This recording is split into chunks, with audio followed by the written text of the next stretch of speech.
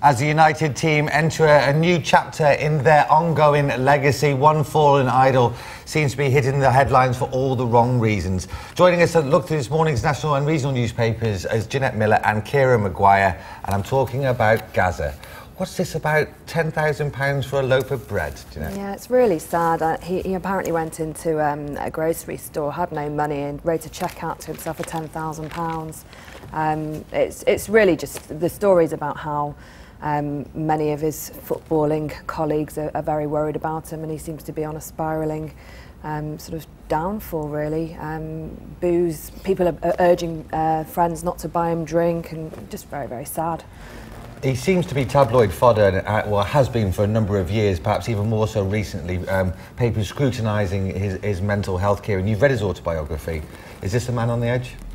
Very much so. His most recent book was written in conjunction with one of his sort of psychiatrist advisors, and the guy, he comes across as a genuinely nice bloke who doesn't know what he wants from day to day, and has got no genuine anchors in life to keep himself happy and maintained.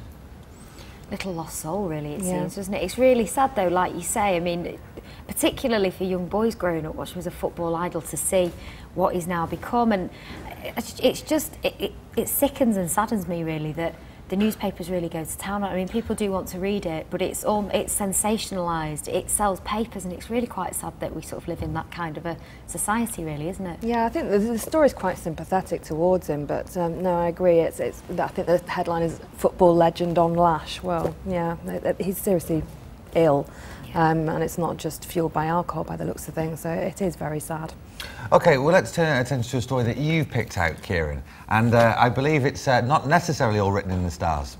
No, not quite. Under new regulations coming from our very good friends in the EU, this is designed to protect consumers, but it's going to extend consumer protection laws to things such as tarot readers and people who are clairvoyants. So the next time you want to pop in and ask somebody, can they contact the dead for you, they've actually got to give you a warning notice beforehand to say that what they're about to say might not be true. Really?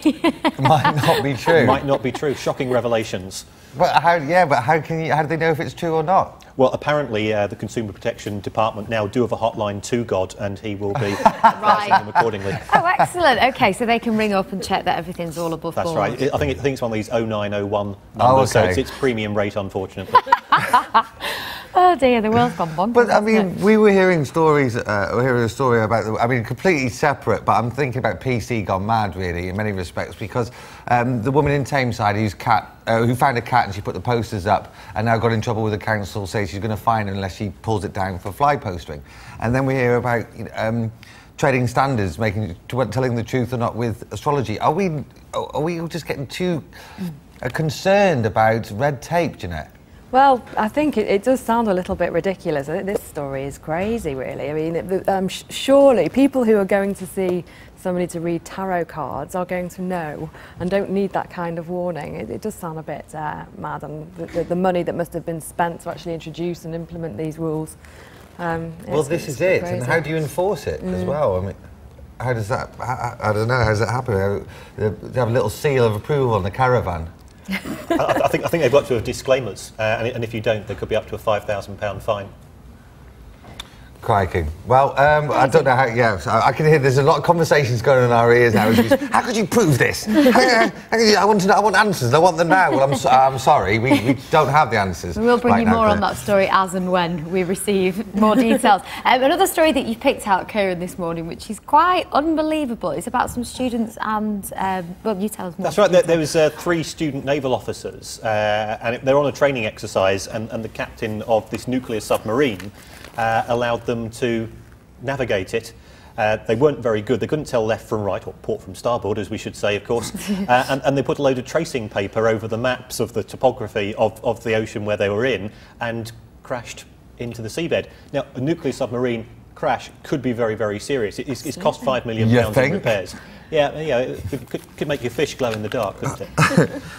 That is, it also sort of rings bells of a story not so long ago of a pilot who let a young boy into the cockpit and I think was showing off and almost hit another plane, almost quite recently.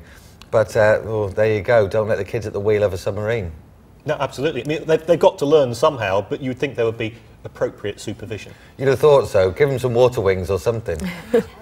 OK, final question, and final story, and we'll just kind of leave it on quite a, well, it's a big day for Michelle Totten on Sunday. She's getting married, and we've been having a wedding week, which we're going to feature the final day of at 8:30 on this morning's breakfast show. But you picked out a story, Jeanette. Yeah, I mean, this is the dreadful earthquake in China, and obviously lots of brides this weekend might be a bit disappointed, not sure about the weather, but not going to have this awful experience.